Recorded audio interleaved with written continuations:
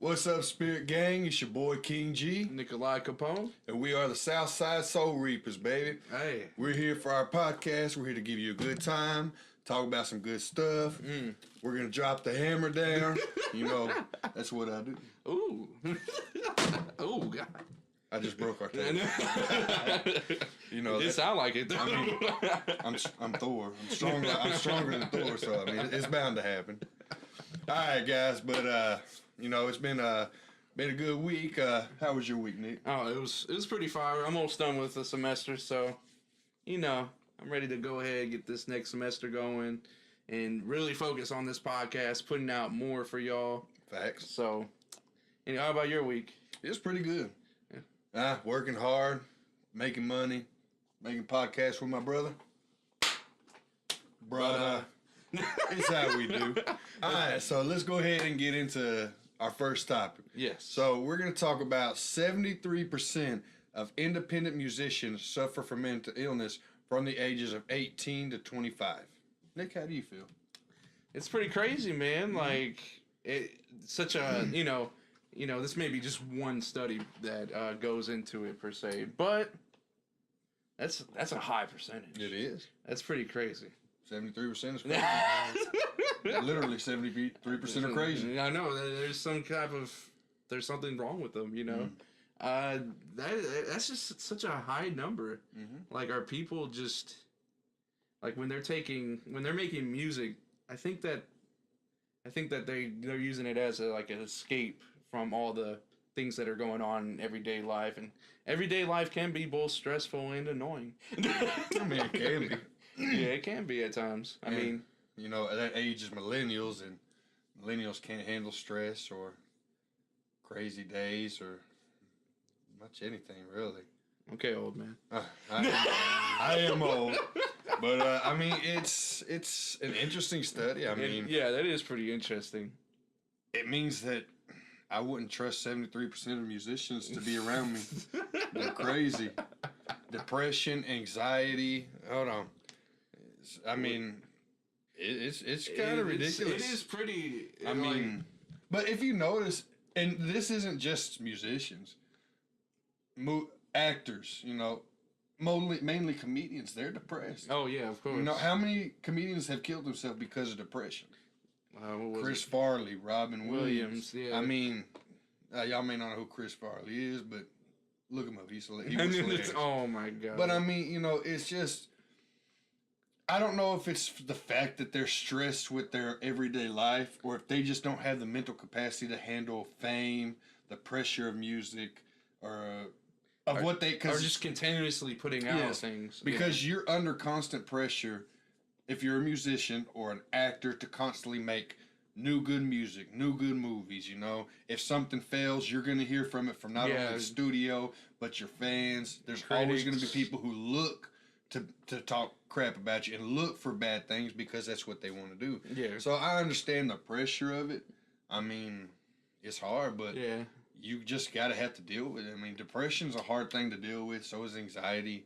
I mean, I'm not going to preach about, you know, medication, but I mean, you got to find something to get that under control. 100%. Otherwise, you're gonna bomb. You know what I mean? Like drugs, suicide. I mean, it could lead to so many bad things that it doesn't need to happen. And it is honestly sad to hear that. Like, and this is something that I found out right before we did the podcast, and I thought it was something interesting because a lot of our favorite musicians, actors, they've all, you know, some of them have committed suicide or go through depression. So I thought that was something that would be very interesting for both of us. Yeah, Heath Ledger was not my favorite actor, but he was a top damn 5 good, for me. Yeah.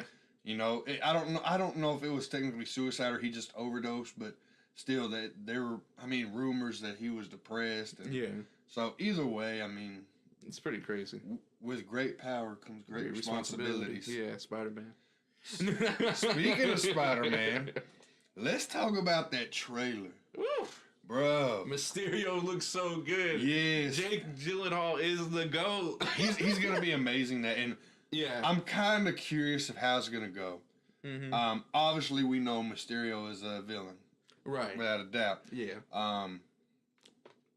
in the trailer, it shows him as a good guy. Yeah. Now, is he going to stay a good guy through this movie as an actual good guy, not a pretend good guy, and maybe something happened in the next movie, he's a bad guy, or is he just playing the good guy and he's really the villain? Yeah, I mean, I don't know. It's up in the air, and I'm really hyped for it. Yes, because damn, that trailer looks amazing. We're gonna have it playing in the background, by the way, so you see everything that we're talking about.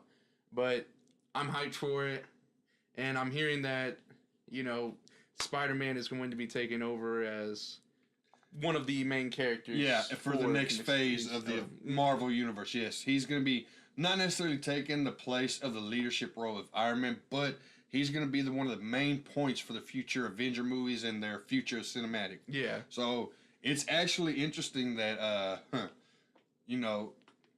Tom Holland, was that his name, right? Yeah. He came in at the perfect time because if that's the case, that means his roles have just increased. Oh, yeah. His money has just increased. Yeah. So, I mean, he ain't going to get that Robert Downey Jr. money yet, but, I mean... Maybe in the next movie. I mean, it is possible. It is possible if, If we're talking about I guess you'd call them the new Avengers. Obviously, Hulk and Thor are still there, but you're down Captain America, you're down... Oh, and this will be, I'll put in the title as well that we're having spoilers. So spoiler alert. Yeah, sorry. With Captain America gone and Iron Man gone, if you don't know why, I won't tell you why, but they're gone. They're gonna have, and those two are key, not only in story wise but popularity wise. Yeah. So they're gonna have to find somebody to kind of fill in that gap. Black Widow's gone. Yeah. I mean, I don't think we're gonna see Hawkeye anymore because I think he has officially retired. But he is getting his own TV show. So I'm sure he's out of the movies now. Yeah. So the original Avengers are gone except for Thor and Hulk. Basically. Yeah, and there's rumors that Mark Ruffalo is going to retire from the Hulk, and I hope not. Because if they keep having the Hulk, I want Mark Ruffalo. Yeah, and I was reading up online about his injury, and they said they might make it, permanent if he does stay. So I would be good with that. I think I'd prefer that. But, I mean, that Avengers movie was just, it was great. It was amazing. If you haven't seen it, please go see it. Yes. And to be honest, I really love the movie. It was a great closer, but looking back, Infinity War was and I never want to take away from this film, because this film's a masterpiece. But, what was it?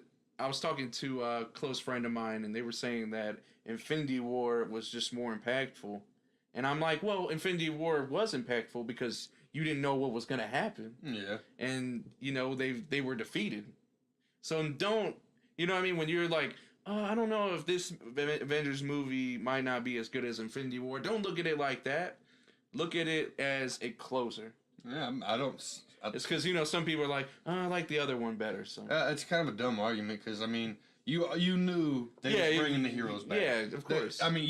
They did that when they made when they announced they made a new Spider-Man, new Doctor Strange movie. So but it was a close, and you knew there were going to be characters that died. You just didn't know exactly which ones, and you didn't know how. Yeah, and that's it was what made it emotional. Yeah, and it was impactful in its own way. So anybody with doubts about this movie, it's an amazing movie. Don't listen to anybody hating at all. Avengers Endgames, it ends the past 11 years. They've been making this universe since 2008 with the first Iron Man. So it's kind of like, 11 years, that's a long time to set this up. And the whole journey was amazing. The movies, the way they collaborated everything together, it was good. It was pretty amazing. Yeah, and I love the fact that they're actually, in the new Spider-Man trailer, how they're talking about the effects of the whole 5-year gap. Right. They're talking, Spider-Man or Peter Parker and his friend are talking about one of the guys they used to go to school with, how he's grown up, he's got a house now, and and then I'm liking this effect thing. It's not like everybody just goes back to their normal life, because there's people that were here and people that weren't. So then they're talking about how now the people who, because he bought the house from people who got snapped. Now they came back, and now they're mad that somebody else is living in their house. Yeah, that's true. So you're going to see the consequences in the future Marvel movies, which it has to happen. You can't just ignore it. You just can't ignore it. You can't. Put that down. You ain't worthy. But okay, let's go ahead and talk about another end. The Gotham series. Oh man! I mean, that was another good ride from Yes. season 1 to this final season. It was good. It was amazing. A great ride, and people hated on the first season, and it's completely understandable in my opinion. I loved the first season, but damn, did it get just amazing throughout the journey? And if you guys haven't seen it, I'd urge you to see it because I would love to see like a Gotham, or a Batman series coming out of this, another Gotham series or whatever. Yeah, I don't see a Batman series happening. I don't know, man. No, that was just they don't do movies and TV shows at the same time, and they're gonna keep making Batman movies because it makes money. Yeah, that's true. Now, I did like how they did Batman in the final episode. Yeah, you didn't really see him that much, and that was probably for the best. It was. If we're gonna be honest, it was probably for the best. I just would have loved to see Selena play that character one more time before they time jump because that girl, she can be a fine woman one day. R. Kelly, leave her alone. But I love the fact how it was based. I mean, yeah, you see the evolution from Bruce Wayne to Batman, but I love the fact that you get to see Jim Gordon as a star and see him and Alfred and how actually hardcore that they really were. Yeah, they were before they were old. So, I mean, it was a good series from start to finish.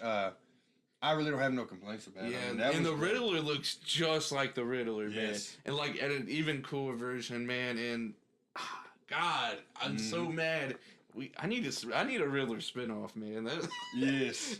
I would watch that. Oh, you better believe it. But yeah. As far as Gotham, amazing series. Check it out if you haven't checked it out.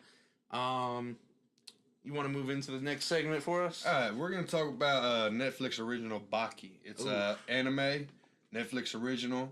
The season 2, it just came out. Yes. And if y'all don't know, it's about a young kid, I think he's about 16, 17, who's like this fighter, underground fighter who's got the potential to fight, pretty much beat anybody in the world. And it's not like unrealistic fighting. It's like, boxing, Muay Thai, all that stuff. I mean, there's some elements that are unrealistic. They do exaggerate, I guess you'd say, the villains and their strengths and capabilities. Yeah. Surviving electrocution and poison. It's a good show. And, I started watching the first episode today, and I was like, it's still good. I mean, it's not going to be your top 5. No. But it is a good one to watch. It's definitely like, damn, you should watch it. Like it's that good. It's a good story. It's a decent story. Yeah. Action's better. The graphics look good. Yeah, and I was kind of turned off because from the looks of it, it looks so CGI, but they mix it very well. Yeah. It's not like it's all CGI and it just looks like shit the whole time. So I think Netflix is finally stepping their game up on that. Yes. And I feel like we always talk about CGI somehow. Almost every time. But this was a good CGI. Yeah, this was a good CGI. But yeah, I've been watching it these past couple of days. And I already got almost halfway done with part 2. Yeah. So I'm getting there. I just started it today at work, so. Yeah. Yeah, I'll finish it soon. Yeah, we'll let you know about that. And we'll also let you know whenever we watch Detective Pikachu, which just came out. We'll let you know. We'll do a whole review on that. We got you guys. We got you, Spirit Game. We got you. Alright, so happy Goku Day, Nick. Oh, thank you. You're so kind. And I am. So, Bandai for Dragon Ball Fighter Z released for Goku Day a new character. It's from Dragon Ball GT. It's Kid Goku, when he gets transformed back into a kid. During his special move, he transforms into Super Saiyan and adult Super Saiyan for Goku. I'm not impressed. Kid Goku was the worst thing about GT, and Super Saiyan 4 was the best thing about GT. Facts. And it's like a mix-up. Yeah. Yes, I would rather play just as Super Saiyan 4. I don't need to play as Kid Goku. That's true. I'm in all the games that I played Dragon Ball Z, I've never played as the Kid Goku because it sucked. Yeah. I didn't like it. Was a bad taste in my mouth. Yeah, and GT was just kind of an abomination. It was. I mean, there's a couple of good things that came out, like To this day, Super Saiyan 4 is still one of my favorite best designs. transformations. Yeah, I thought Baby was actually a good villain. I did. I liked the storyline. Yeah. It was a tough one. He came back because the Saiyans destroyed their planet. Mm-hmm. I mean, was he a bad guy? He was getting revenge on people who destroyed his planet, his family. Yeah, but it was a good show. It was a good show. I'm sorry, good arc. We'll say. So I mean, I'm interested to see who they're gonna release next as a DLC character. I'm still waiting for the new Broly to be as a character, not the old Broly. That's what I'm waiting for. Oh, that's gonna be fire. Mm-hmm. And then we got our finisher subject, which is going to be that U.S. Senator introduces a bill to actually ban loot boxes and pay to win microtransactions. Mm-hmm. So that's not a bad idea. I mean, granted, it's not banning it all over the board. They're banning it for games that are 18 and under that have minors. So if it's like a mature game, they're not going to ban it because of us. But they do want to make sure because, let me read this. So it says, Senator Josh Hawley, I think I said that right, Hawley, today announced a bill that would ban loot boxes and pay-to-win microtransactions in games played by minors. A broad label that the senator says will include both games designed for kids under 18 and game whose developer knowingly allows minor players to engage in microtransactions. The bill is being called the Protecting Children from Abusive Games Act. It's for the best. Nick, my games abused me. They touched me in my no-no area. But I mean, and it's understandable. We're not making fun of that, by the way. No. I mean, and that's good because when you have a 10-year-old who don't know crap about how to find this money. Oh yeah. Hell, what was it? 2 years ago, I spent like $400 on a game, and I didn't even know it until I was like, "Holy $400! What the hell? What in tarnation? What in tarnations happened?" I remember he called me. I went Super Saiyan 3 when I saw my bank account. I was like, "Oh my god!" But I mean, it's good because the call was hilarious. Yeah, because I mean, once these transactions go through and the parent don't know, there's nothing the parent can do. Yeah, they're not going to refund that money. Yeah, and then this has happened to like people that I know. Like for example, like my little nephew, he spent a bunch of money on microtransactions, and he's a young kid. He just wants all the stuff. Yeah, I mean, it's cool weapons or armor or whatever. Yeah, and kids don't know that. No, and that is something that I'm okay with. I'm okay with this bill. Yeah, I'm fine with it. Kid be like, "Oh, it's just $20." Yeah. $20, that's half a gas in my truck. Yeah. I need that $20 to get to work. Right. Or you don't have a house to sleep in, little Timmy. But all right, guys, I want this is mine. Thor is my favorite character. Mm-hmm. Bring the hammer up. Yeah. Yeah. So I'll dress up as Thor sometimes, make little videos, and we're gonna probably try to get back to that because we're trying to add videos. Yeah, we're trying to do a lot more skits. We're trying to put out podcasts more often. Yeah. And we're just, we just want to kind of just keep growing our channel. We want you to grow with us. Exactly. I tell you though, if I was in Avengers Endgame, I mean, they should have called me. Okay, you needed a fat Thor. You got one right here. I'm better looking, I'm stronger, and I'm already fat. You ain't got CGI of it. Oh my god. And I tell you, I'd have took down Thanos with like that. Oh yeah. With his gauntlet. With the Stormbreaker. Yeah, I don't have to go for his head. But all right, guys, we hope y'all had great. Enjoy this, and we love doing this for y'all. We do it for the kids. Well, because the games don't. But all right, guys, we're gonna let y'all go. If you have any questions, concerns, ideas, if you want to get a shout out, you can email us at SouthsideSoulReapers@gmail.com. Hit up our Facebook. Hit up our YouTube. Make sure to follow and let everybody know because we got to keep growing, guys. You know, we got to keep the spirit game strong. Yeah, we got plans once we get bigger, but we can only do that with y'all. With y'all, it starts with you. But all right, guys, we're gonna let y'all go. I'm gonna go get me something to eat. Y'all have a good day. All right, y'all be good. All right, peace. Deuces. Hey.